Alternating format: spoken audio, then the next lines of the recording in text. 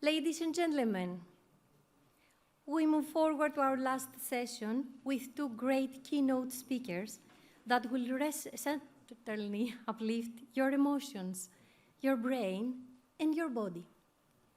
I hereby call on stage Dr. Nikolaos Dimitriadis, Head of Neuro Consulting at Optimal HR Group, who is also supporting this conference.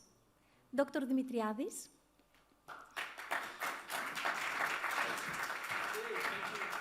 Can you hear me? Is it on? Okay, I will just need the clicker for the slides, and we are good to go. Thank you so much. Thank you so much. Okay, of course, we're a little bit late, so I will try to pack this in just 2.5 hours of speech. Is that okay? I see you're crying. Okay, don't worry. It will not be so fast. So let me start immediately. One of the most important and fundamental questions that humanity is asking since the very beginning is what? Who we are, our human nature, what makes us us. But to put it in a more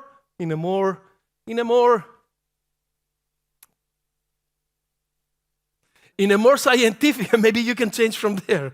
Can you click? Maybe? Click. No? Maybe? I'm clicking. Yes, it went 30 slides in front. Fantastic.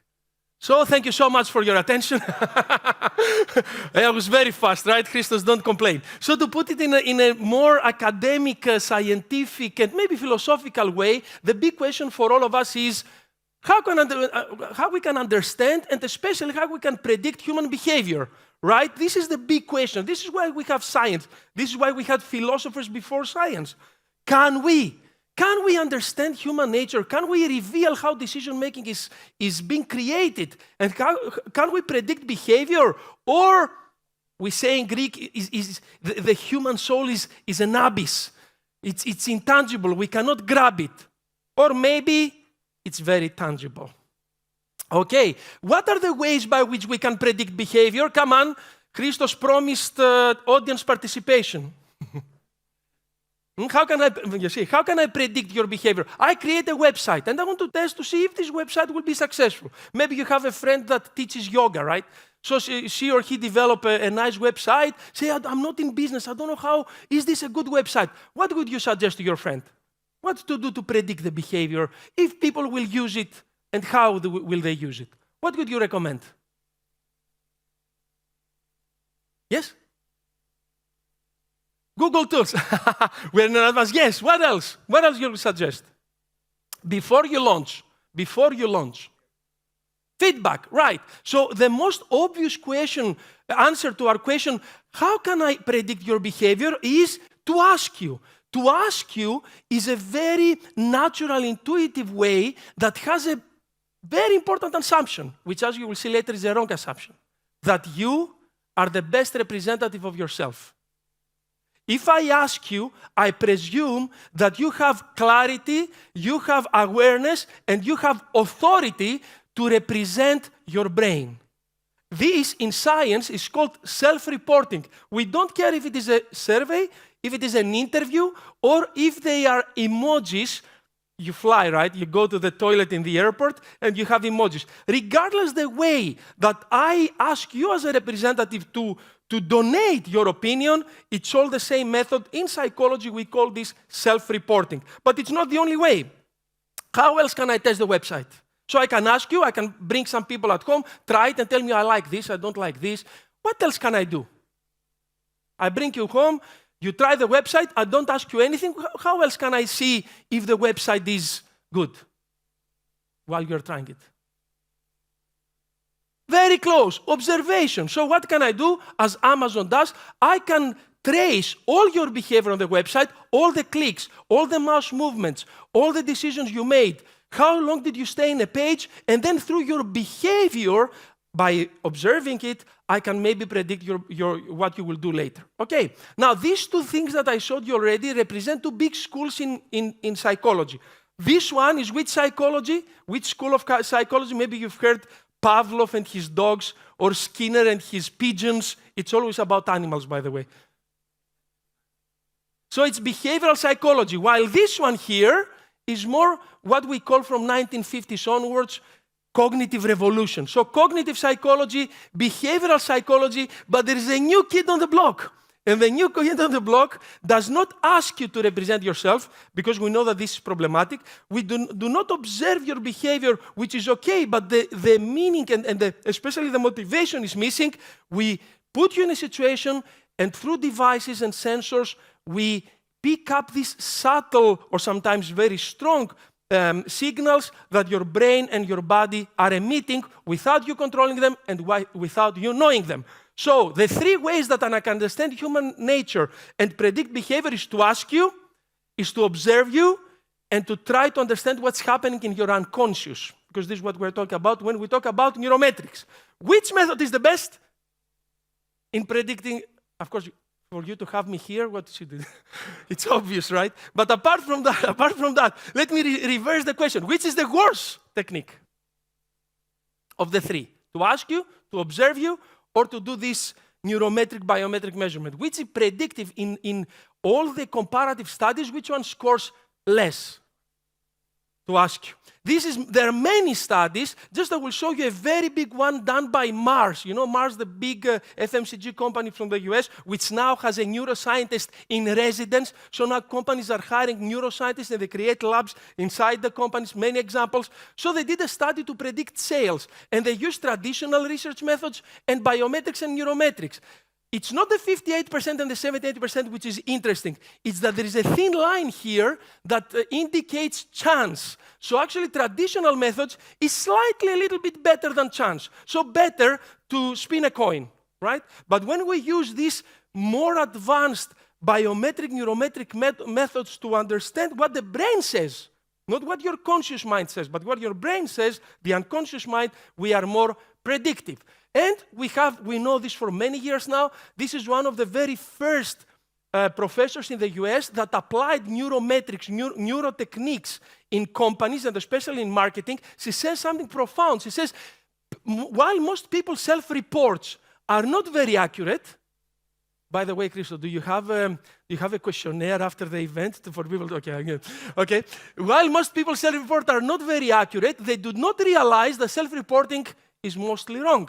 And it's surprising to find out that some technique may be more able to predict your own behavior better than you can. Yet the brain and body seems to reveal something important that we may not even realize. So this is the big challenge, but also the big revolution that neuroscience is bringing. Why measuring the brain is more accurate than asking you? Many hundreds, if not thousands of studies. Follow me on LinkedIn because I'm posting from time to time these kind of things. Okay, so listen, couple of data. Your brain receives 11 million bits of information through the senses, the 5 senses, not 6, the 5 senses, okay, every second. 11 million bits of information. From the 11 million, 10 million is visual information, by the way. How much appears on your conscious mind? Just 2 to 60. And you think this is where the magic happens. Not only that, but the human brain decides unconsciously up to 11 seconds before you think that you decided. So by wearing these devices, we actually measure the preparation of the brain, not just to act, but to act specifically in a direction. Okay? Now, let's do a small exercise for you to realize how the brain works. So can you please point in front of you? Just be careful of the delegate in the front row. Okay? Now, bring your finger, turn it like this, and bring your finger to your nose. And that's a great picture opportunity, photo opportunity. We'll do it again. This is for posting. Okay, again. Everybody like this. Now, bring it to your nose. Touch your nose. Didn't it feel like it was the same exact second that you felt touching your nose from your finger and from the nose? Because there are two sensory inputs. It's the finger input and there is the nose input. Although in consciousness it appears like this happens the same time, this is not reality. Actually, the signal from your finger to your brain takes longer than it takes from your nose to the brain. So actually the brain receives all this information in different time and then it edits. Think of the brain as the great editor. Okay? It edits this information, it cuts it, it manipulates it, it filters it, it stores it, and then it brings you to what you call reality or conscious awareness, a version that is fluent, it's continuous, makes sense, but that's not how the brain received the information.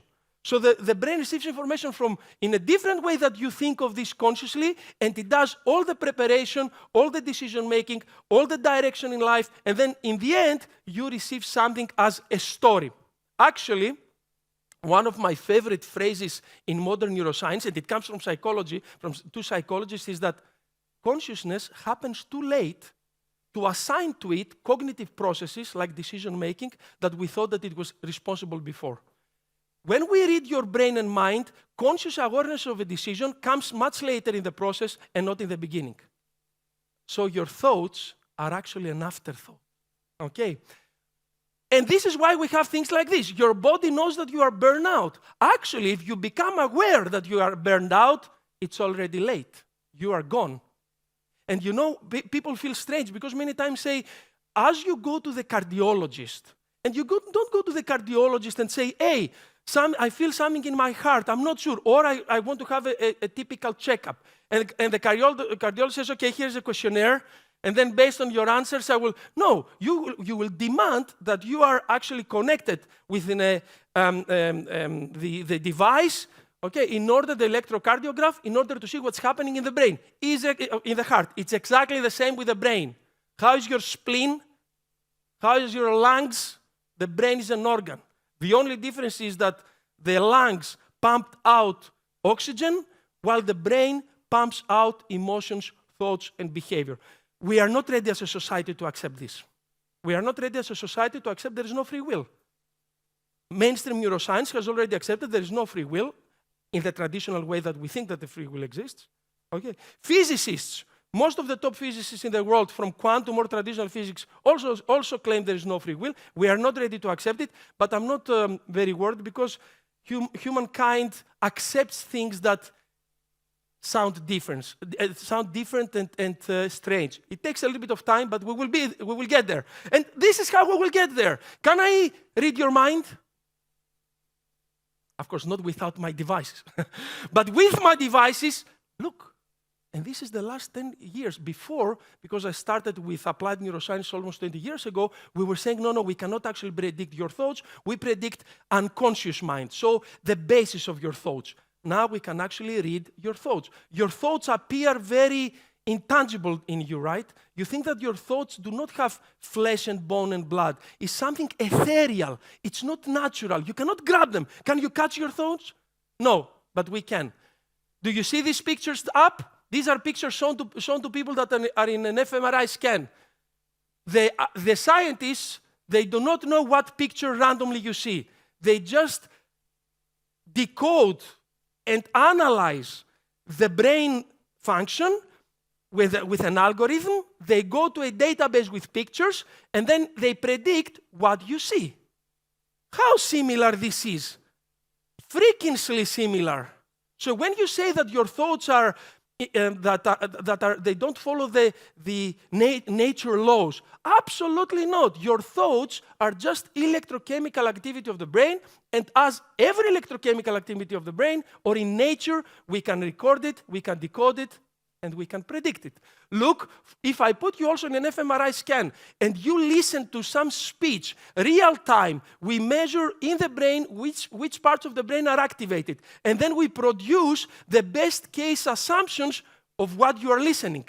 So you are listening this sentence. We start to trade stories about our lives. We are both from the north. 2 seconds later, we predict. We started talking about our experiences in the era he was born in. I was from the north. It's not 100%, but we are getting there. This is also freakishly close. So when you say that your thoughts are yours, they are, but we can measure them, okay? We can predict them.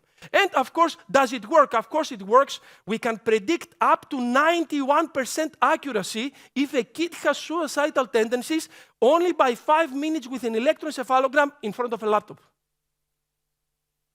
No discussion, no questionnaires, no therapists to wait, no teacher to maybe notice my child has suicide. No, as you go to the cardiologist, and the cardiologist will predict if you have an issue with an electroencephalogram and other devices, we are now predicting with 91% accuracy, more than any other time in human history, if you have suicidal tendencies. I want my school of my daughter tomorrow to do this, okay?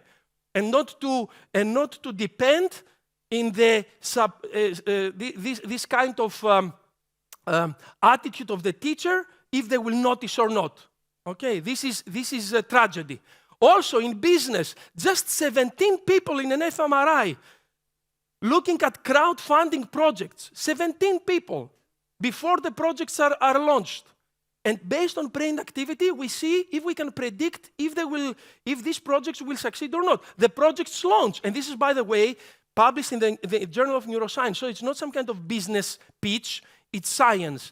So actually, the scientist that did this, he tested people before the launch of the campaigns, then the campaigns launched, and 6 months later he went to see what is the percentage of success of predicting which projects will get the money. 85% accuracy, only when 17 people brain scans, if this campaign will succeed or not. We are exiting the subjective, intangible, blah, blah, blah, about the thoughts and the emotions and in all this. Of course they're subjective because you feel them, but concerning how they work, it's absolutely natural.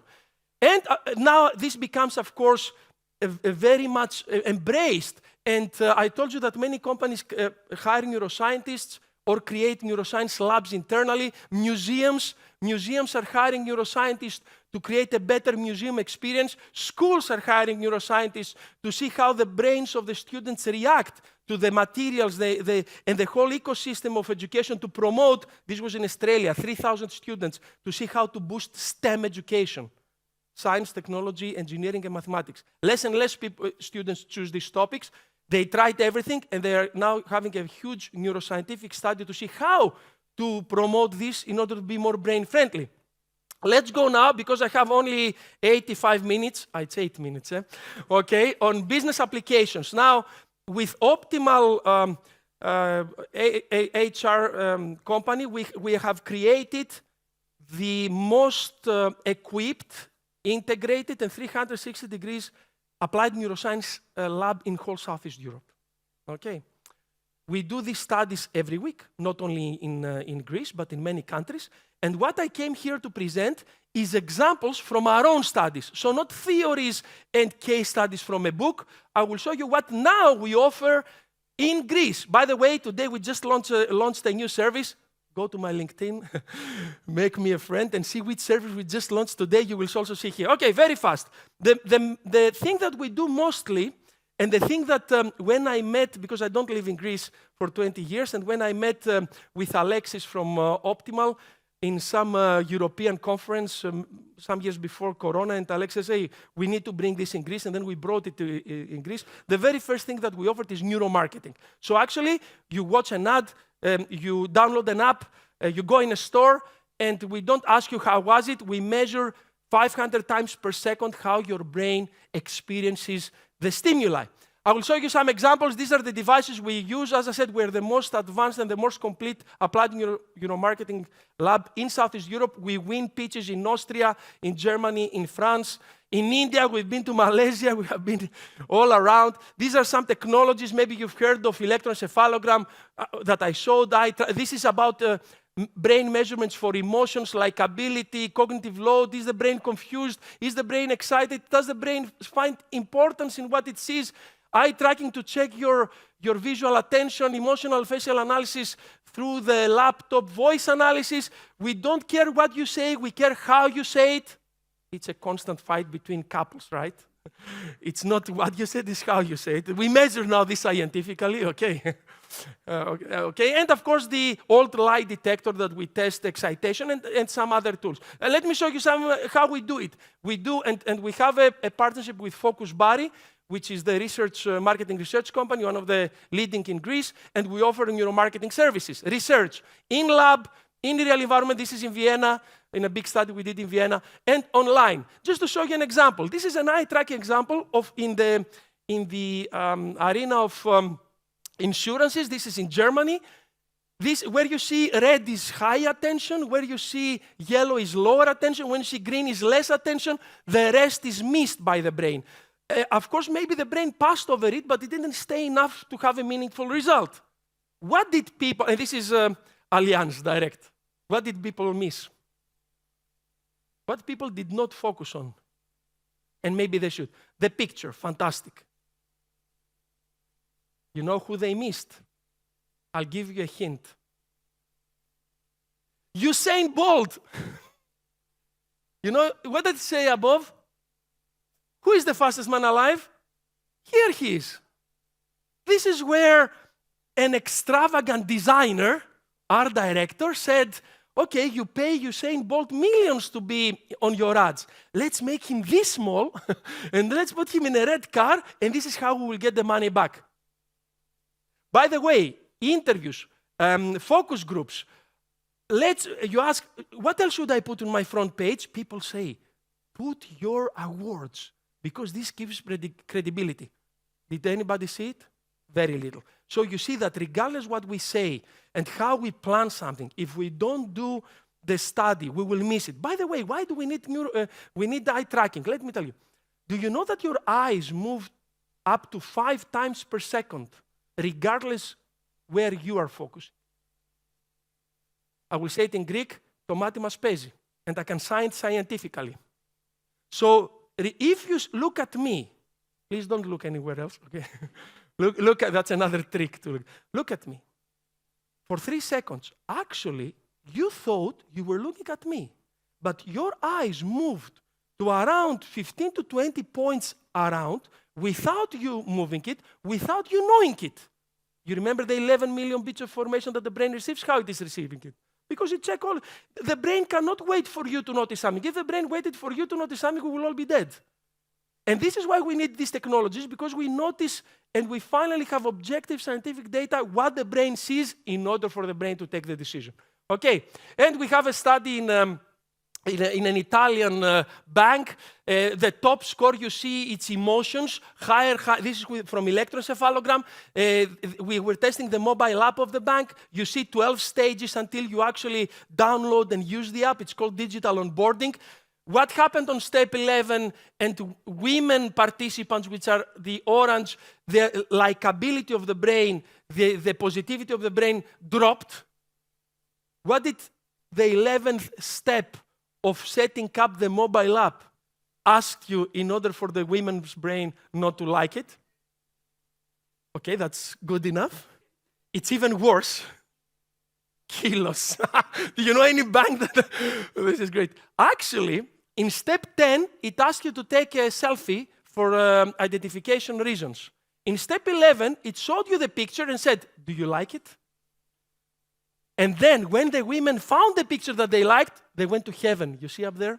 Okay, what else? Neuro safety and neuro performance. This is a service we introduced in Greece with a company called GEP, which is a health and safety, occupational safety leading company in Greece. We use the same devices, but not for marketing, just to make sure that people are safe in companies. Now, not only in companies, it could be in trains, and I say this because something has happened in Greece, in flying planes, etc. Now, yesterday was a big event in Eindhoven for the European driving industry, how they will include these technologies to make sure you drive more safely. Do you see? This is eye tracking of a novice and an expert person. Actually, this is a nurse. Look where the novice, the new nurse it's chaotically looking around. Here is the expert. And of course, by doing this, you want to train the new person to faster reach the attention levels of the experienced have. This is our own study for maintenance of windmills, you know, these wind turbines. This is coming down the stairs, the expert, and this is the newbie. What will happen with the newbie? He will fall and die because he's not looking. And he's not looking because he already became arrogant. I can know how to do this, so you see he's not focusing anywhere. So these technologies are not only for marketing. Another and very fast, another service is we are putting you an electroencephalogram. You stay 5 minutes in front of a laptop, and we tell you your empathy level, your resilience level, and your mindset. no questionnaire, no psychographics, just 5 minutes in front of the laptop, like the study for suicidal tendency. We don't measure suicidal tendency in companies yet, okay, so don't worry. We have done more than 1,000 managers around the world. We just finished a big study here in Greece. It looks like that. You come, 5 minutes, we come to your place, to your company, we measure this, and we measure things like this. Look how only by eye tracking I can tell you your empathy level. This is how high empaths are focusing. This is how normal empathy people focus. If you do like this, you never feel what others are feeling. Okay? So only by your eye movement I can tell you how much empathy you have. And we go towards the end. Neuro Present, this is the service we launched today, and we launched it with Nina Kaloucha. Maybe you've heard her. She's one of the leading Greek voice and speech experts. What we do is that we use technology to help you present better. How do we do it? You send us videos, we scan it with emotional facial analysis, and we tell you what were your emotions. Were you talking positively but your face was flat? And then we train you. I'll show you an example from Greek TV. I'm sorry this is in Greek. It's from Menegaki. We just took the clip from TV. Look what will happen with Menegaki. I don't know if we have sound. Sound? Because it's important to hear.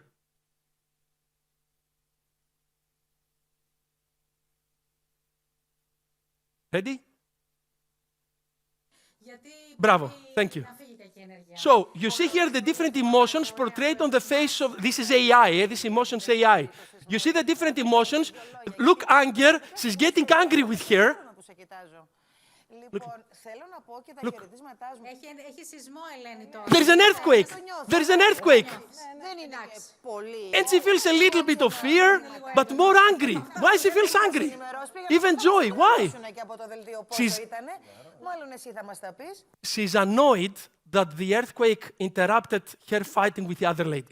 So instead of fear taking over, she's very much into the conversation, and she just doesn't want the earthquake to be a nuance. Okay, so we can see things like this. And the last service, and we are very proud to offer this in Greece, is that we can measure your well-being at work while you work. Through the camera of your laptop, we measure 490 points on your face, plus your eye movement to generate all these, every 200 milliseconds we measure all these emotions. From this, we have these variables and we give you the overall well-being score. Do you know that how your eyes move portray your emotions? I will play it again. This eye pattern indicates stress, while this eye pattern is more burnout. You will see one goes slower. It's an algorithm. It goes slower. It doesn't stay a lot in a place. There is research going on 30 years on this. Most people now find it. So even your eye movement can give away your mindset, the way that you think, if you're an analytical or more abstract thinker, even your emotional state, etc., etc. And of course, you have an app to see how you're doing. And I will finish how I started. This is a study from Wellbeing AI, the startup in Belgium that optimally, strategically collaborating to bring this technology in Greece. So look at this. In Greece and in the Balkans, look at this. This is biometric measurement of your emotions. The black one is what you say about it. In different tasks. This is while you were reading, this is while you were briefing, this is while you were sending emails. I told you from the very beginning, what we think and what happens in us, it's not the same thing. If you want to predict, to understand, and to predict better human behavior, including yours, you need to go deeper. How do you go deeper? By using neurotechnology. Thank you so much. Okay, I did it. I did it a little bit on time. Okay. Consciously or unconsciously? Oh, tell me. Yes, but I cannot show you. So we did an analysis of and we mentioned before, Mr. Mitsotakis and Mr. Tsipras on the same event when they went on TV there was some, of course, fighting in the center of Athens, and the policemen were a little bit overexcited, and they did the same 2 minutes TV announcement, and we measured the different styles. And if you see how clearly on their face the different leadership styles are portrayed, It's unbelievable. But of course, I cannot show you this. Call us. Okay? Thank you so much. Thank you.